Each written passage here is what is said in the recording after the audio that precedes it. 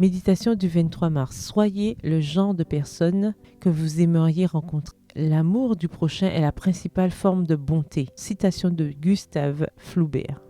Jean le bûcheron a décidé d'acheter une tronçonneuse pour rendre son travail plus productif. Un matin, alors qu'il abattait des arbres avec sa nouvelle machine, il a été distrait par le hurlement d'un loup et s'est gravement blessé aux deux jambes. Les médecins n'ont rien pu faire pour les sauver. Jean était maintenant confiné dans un fauteuil roulant. Lorsque ses proches ont réalisé qu'il était déprimé, ils lui ont conseillé de consulter un psychologue. Après 5 minutes de discussion avec Jean, le psychologue a pensé que sa dépression était due à la perte de ses membres. Sa surprise a été grande lorsqu'il a entendu Jean dire « Ce n'est pas ça qui me déprime. Ce qui me déprime, c'est la façon dont mes amis me traitent maintenant. » Il avait l'habitude de venir chez eux pour parler en promenade, mais ils ne le font plus. Le vendredi, nous allions nous baigner dans la rivière, mais ils ne m'emmènent plus. Aucun d'eux ne m'a rappelé pour que nous puissions faire quelque chose ensemble. Mais ils n'ont pas cessé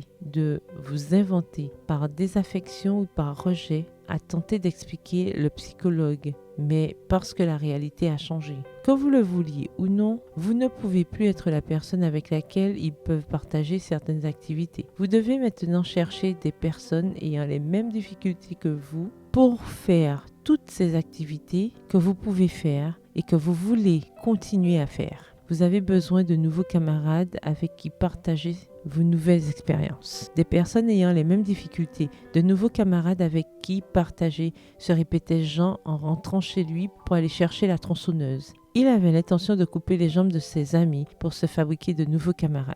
Se fabriquer de nouveaux camarades ? Quelle tentation, n'est-ce pas? Imaginez si nous pouvions changer les autres selon nos besoins et nos préférences. Cette tentation n'est pas générée dans le vide, mais dans la tristesse que la distance, la froideur, le manque de courtoisie et le double visage des autres produisent en nous jour après jour. Nous oublions que nous sommes les autres des autres, nous provoquons ainsi la tristesse des autres. Et que la gentillesse et la compassion ne sont pas non plus générées dans le vide, mais dans le contact quotidien avec d'autres êtres humains. Matthieu 7, le verset 12 dit « Tout ce que vous voulez que les hommes fassent pour vous, vous aussi faites-le de même pour eux, car c'est la loi et les prophètes. » La Bible nous dit qu'il ne s'agit pas de changer les autres, mais de les accepter tels qu'ils sont et de les traiter comme nous aimerions être traités. C'est dans cette optique que réside tout espoir de changement en l'autre. Ce qui se passe est qu'il y a des leçons qui, même si elles sont gratuites, nous sont difficiles à apprendre.